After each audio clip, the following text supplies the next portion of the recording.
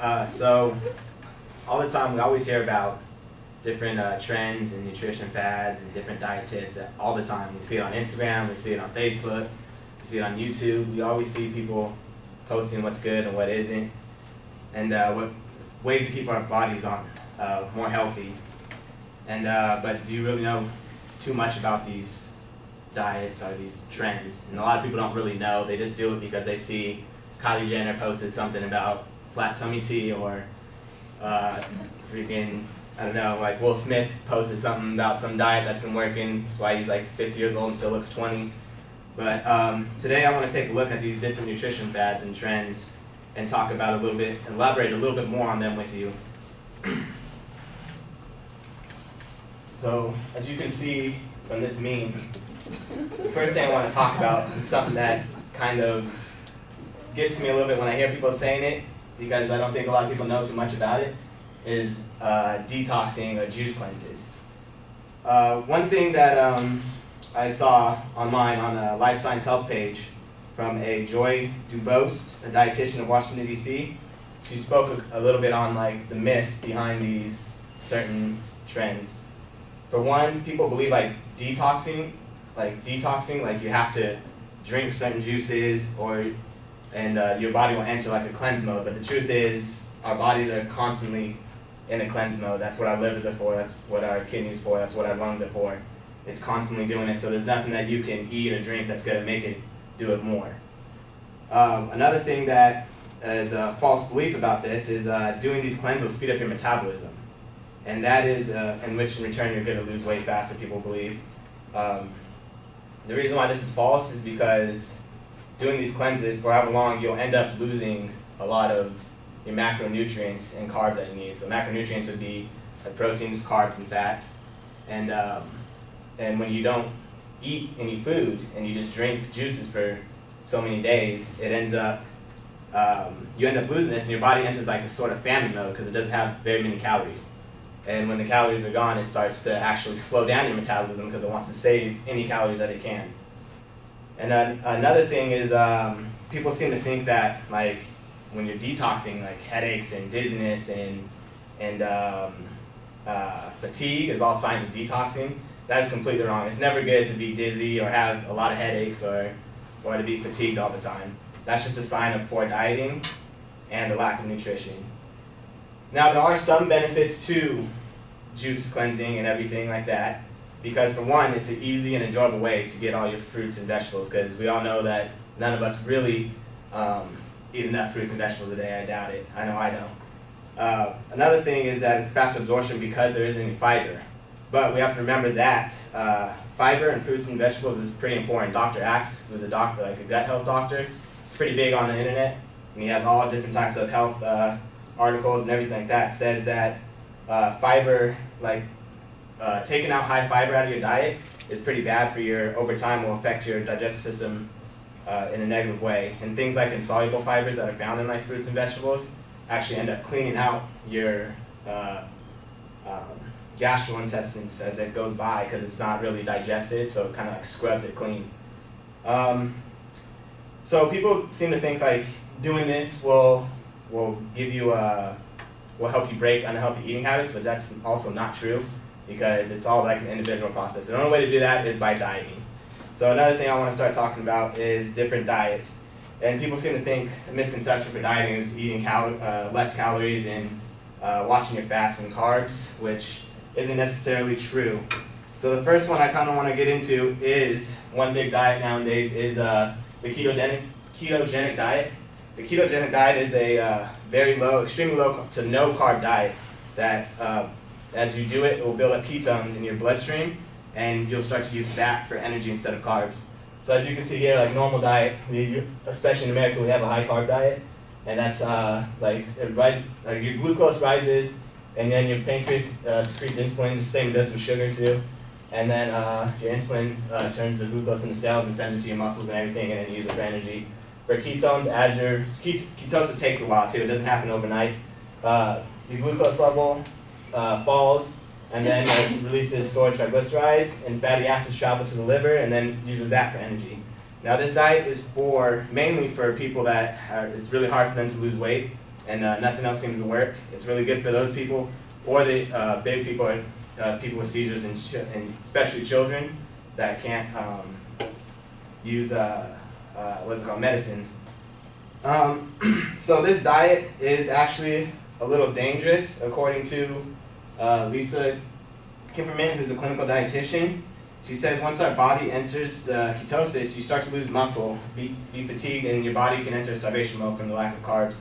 So it's really not beneficial. Another nutritionist named Francine Blinton said that she believes big time that keto diets should be used under clinical supervision for short periods of time. So this isn't really a diet, especially for people who are active or in sports, because like you need a lot of carbs to move around.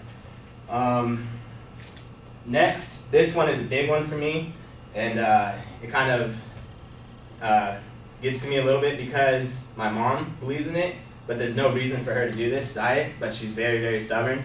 Like if Dr. Oz or Dr. Phil said the earth was flat, she would believe that, and Albert Einstein couldn't change her mind. So she follows the gluten-free diet, which the gluten-free diet no one needs to be on the gluten-free diet unless you have celiac disease. There's no reason to be on that diet. It doesn't do anything for you, and there's no real proof that this diet, no gluten means good health. The next one I want to talk about is the paleo diet. It's a pretty big diet nowadays. Almost everyone's heard about it. I think it's an okay diet. It's pretty good for people who want to lose weight or to set a foundation for eating healthy. So, because it's all about whole natural foods, like real foods. So the paleo diet is just eating, basically, if people don't know, it's vegetables, fruits, meats, fish, certain fats, and you remove grain, soy, dairy, and refined sugars. The problem with this diet, though, is that we can't eat like the Paleolithic ancestors. Everything's changed. The meat's changed. The vegetables have changed. The fruits have changed. There's no way to eat. And here's some pictures of, like, this is a wild banana from nowadays. So think about how like different that must have been back in Paleolithic time. Like this is way different than bananas that we see, and this is wild banana. This is corn. This is a wild corn. So obviously this isn't what you eat when you get corn on a cob or anything. And then this is an eggplant. So those are just some examples of like why like it would be hard, and especially like 300,000 years ago, I don't think, or 3 million years ago, however long ago it was, I don't think the foods were the same at all. So one thing I want to point out is nutritionists and studies always come out with new findings, new ways to make people healthy. And if you're looking and there's always new fads to follow and things like that, but really if you're just looking to eat healthy, just remember, just always eat like whole natural foods, fruits, vegetables, and your meats and nuts. And just try to remember, like people already know, like everyone in here knows like what's unhealthy and what isn't. We know that we shouldn't have fast food. We know we shouldn't have soda, not even diet soda. We know that candy isn't good for us, refined sugars. So just try to cut those out. And one tip I can always leave with people that don't know what to buy at the grocery store is if you can't pronounce the ingredients, you probably shouldn't buy it. And also, just remember that carbs aren't the enemy. Those are actually really good for us, depending on where it's coming from. So if you get like your complex carbs, it's very good for you. The simple carbs pretty much are, like from chips and everything. And that just concludes my speech. Yeah. Hey, little game to leave you guys.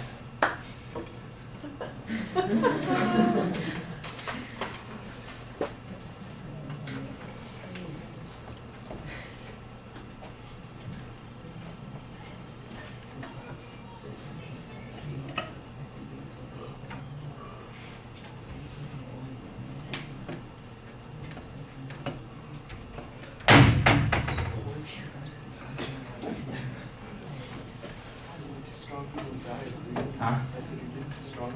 Yeah.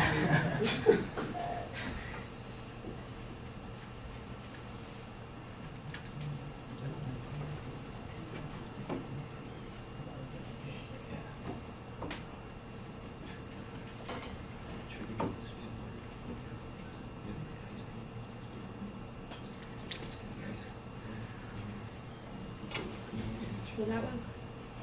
Yeah, I'm sorry. Jamie, you're supposed to do the written evaluation on that speech, and Miguel's supposed to do the oral evaluation. I don't think I reminded people. Miguel, do you have some comments? Yep, your speech was actually really good. What you did look at us and you did talk to us, so you knew what you were talking about. You barely had to go into your notes and just like read off of them, and you put everything in organization. You had like a really nice organization, and can't really think anything that you did bad. So I guess that's it. Okay. I think the visual's okay at the beginning. It's you know, we get a little bit of intro with the reference to the fad diets that people might see. There's humor that's being used here. It did seem like we got a lot of memes in the presentation, which is not automatically bad, but I'm not sure that it automatically helps you explain things either.